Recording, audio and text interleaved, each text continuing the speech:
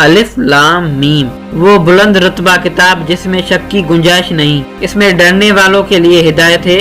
वो लोग जो बगैर देखे ईमान लाते हैं और नमाज कायम करते हैं और हमारे दिए हुए रिज़्क में से कुछ खर्च करते हैं, और वो ईमान लाते हैं उस पर जो तुम्हारी तरफ नाजिल किया और जो तुमसे पहले नाजिल किया गया, और वो आखिरत पर यकीन रखते हैं। यही लोग अपने रब की तरफ से हिदायत पर है और यही लोग कामयाबी हासिल करने वाले हैं।